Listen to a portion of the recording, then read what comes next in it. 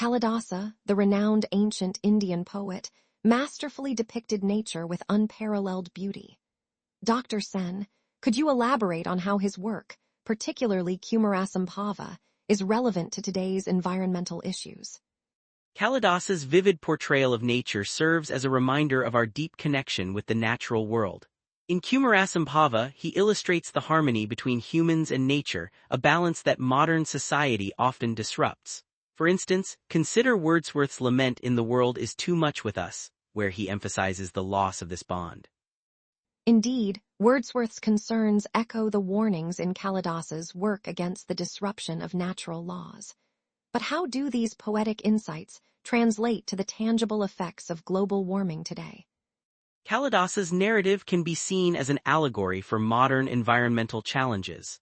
For instance, the disturbances caused by divine interventions in the poem parallel today's human-induced climate disruptions, like the 2004 Indian Ocean earthquake, which was one of the deadliest natural disasters recorded. That's a compelling connection. However, some argue that these ancient texts are purely artistic and lack scientific grounding. How would you respond to that critique? While it's true these texts are artistic, their value lies in their capacity to inspire reflection on our actions. They provide a cultural lens through which we can understand the consequences of disregarding nature's balance, offering a forward-looking insight into sustainable living. Moving from poetry to reality, recent natural disasters highlight the urgency of addressing climate change. How does cultural understanding help us prepare for such events, Dr. Sen? Cultural narratives like those in Kalidasa's works emphasize the interconnectedness of all life. They remind us of the consequences when this balance is disturbed, as seen in Typhoon Morakot's devastation in Taiwan, where thousands were affected. But isn't there a risk that these cultural narratives might overshadow scientific efforts in addressing climate change? There's always a balance to maintain between cultural wisdom and scientific rigor. While science provides solutions, cultural narratives offer motivation and context, encouraging communities to embrace preventive measures rather than reactive ones. So, looking forward, how can we integrate these cultural insights into practical environmental strategies? By embedding cultural education into environmental policies, we can cultivate a sense of stewardship. Initiatives like community-based resource management often yield better compliance when they resonate with cultural values, creating a sustainable future. Let's explore the ethical dimensions of environmental stewardship in mythology. How do Kalidasa's works illuminate these themes, Dr. Sen? Kalidasa's Kumarasambhava presents ethical dilemmas through its characters' interactions with nature.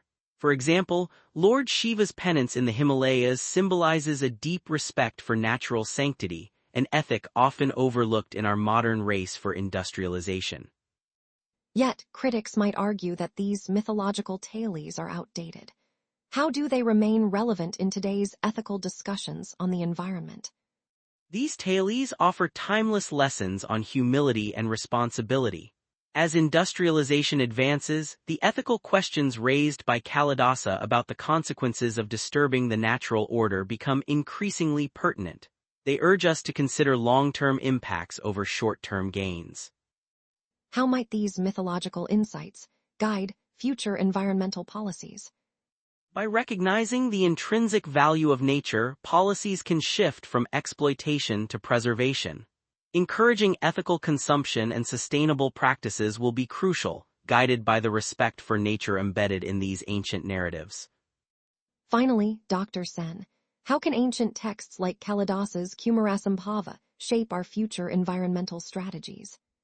These texts remind us of the harmony that once existed between humans and the environment. By embracing this ancient wisdom, we can develop pathways that integrate ecological balance with technological advancement. For example, sustainable urban planning can draw from these principles. There's a growing movement towards green technologies. How does this align with the teachings in Kalidasa's work? Kalidasa's work advocates for a respectful coexistence with nature, which is at the core of green technologies. Innovations like renewable energy and eco-friendly architecture reflect this ethos and are vital as we move towards a sustainable future. The key takeaway is the importance of balance.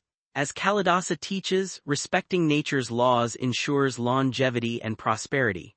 By integrating this wisdom, modern practices can evolve towards a future where technological progress and environmental stewardship go hand in hand.